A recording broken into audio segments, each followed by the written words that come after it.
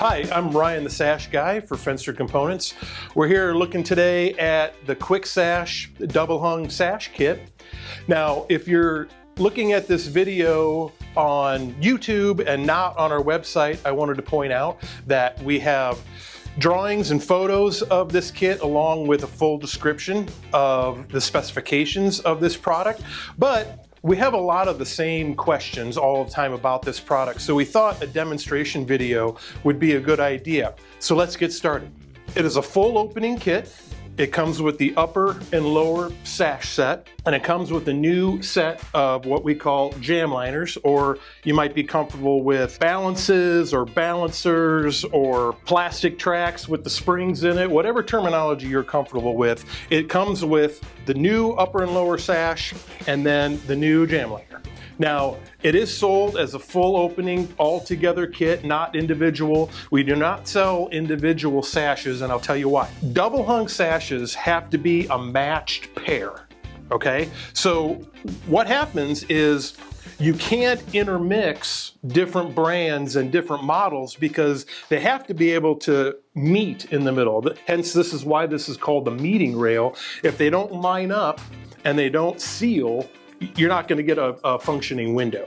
So, and then the other piece of it is we got a lot of questions about individual brand specific sashes. A couple reasons why we can't do a brand specific sash. The reason why we can't do individual brand specific sashes really comes down to supply chain.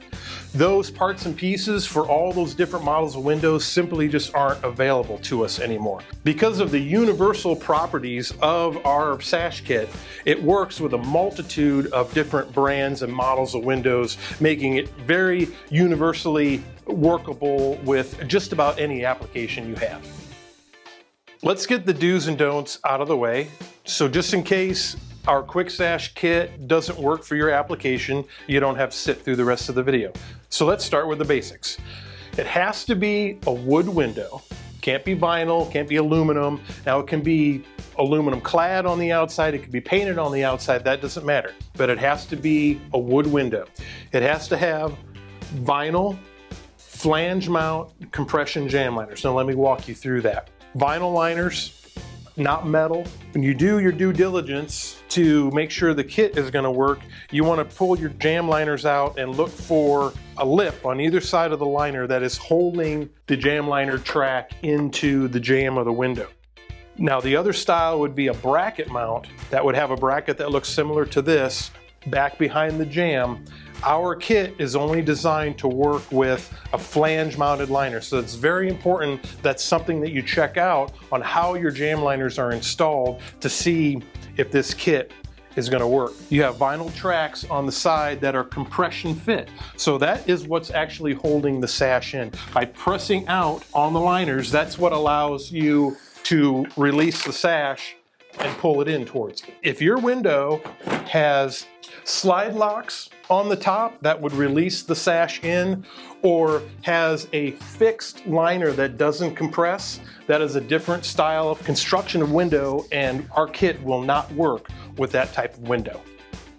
Now looking at the outside, there are some limitations on how the sill of the window frame is shaped. It can be sloped, but it has to be flat.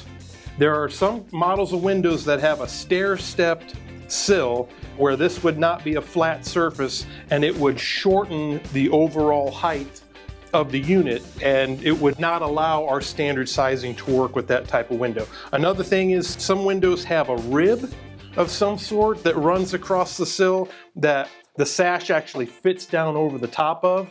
So you cannot have any kind of stair step or rib on your sill to allow the sash to go all the way down. Now finally, the last point I'll make, our sashes are 1 3/8 inches thick. You need to look at your head jamb. Most windows will have a gap between the outside of the frame and will have some sort of either plastic or wood stop on the inside of the window. You have to have 1 3/8 inches clearance in order to allow the top sash to go all the way up into the head jamb.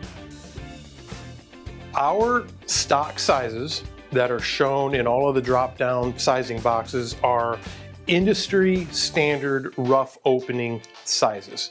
Now what that means is the period that these type of windows were most common were the 80s and the 90s and the early 2000s. Most manufacturers made their windows very similar. Most of those brands all use common industry sizing. So as long as your measurements are matching our stock sizes, it's a very high probability that you're going to have a successful fit. Now, when measuring for the kit, we really only are looking for two different measurements, okay? The one measurement that you're going to find is we are looking for the overall width of the sashes themselves. As you'll see, usually even numbers to the 1/2 inch. So we want the width of the sashes, and then we also want the entire length or the height of the vinyl jam liner. So you're gonna measure from the very top square down to the long point of the liner, and that's gonna give you your overall height for the kit.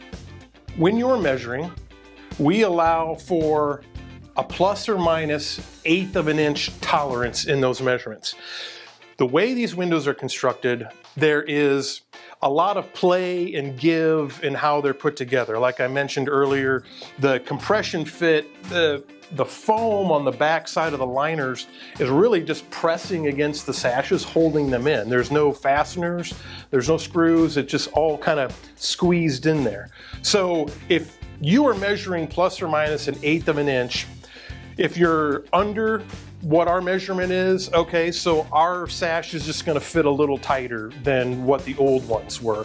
And if you're over our measurement, okay, well maybe our sashes are just going to fit a little looser than the old ones did, but you have to account for a little bit of tolerance in there just because it's made to fit so many different brands and models. The sashes are sized to fit the size of the liner. So it's important to pay attention to how much gap you may have, if any, between the top of the liner and your head jamb, because usually gravity would have just pushed everything down to the bottom. So you could have a gap at the top. So that's something to consider when you're thinking about the overall height sizing of the kit and will it work or not. They are sized to fit that exactly. So what a couple things that you can do is we put a very heavy foam-filled bulb weather strip on the top of the sashes. Now, a lot of windows don't even have weather stripping on them at all. So if you are fitting tight in the opening,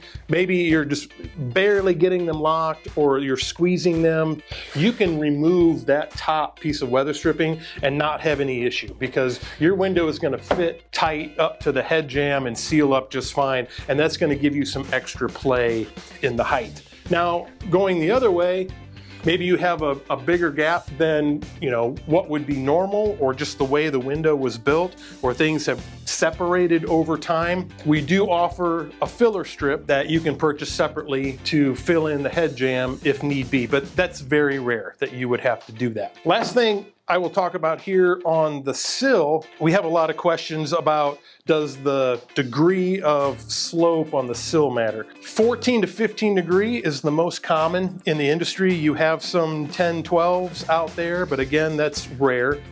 So the way our bottom sash is designed, again, we have that same thick foam-filled bulb weather strip at the bottom.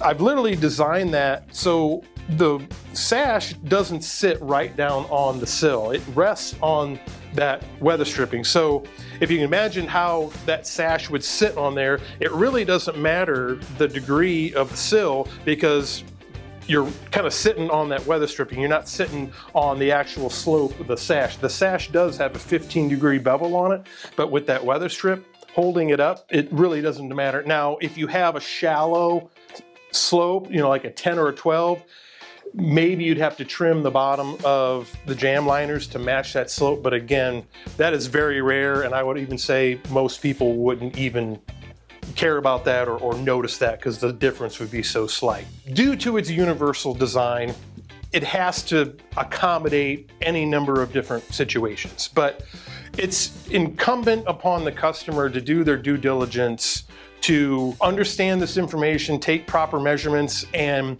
assess the condition of their windows. That's simply something we can't do for you from our office that maybe we're 600 miles away.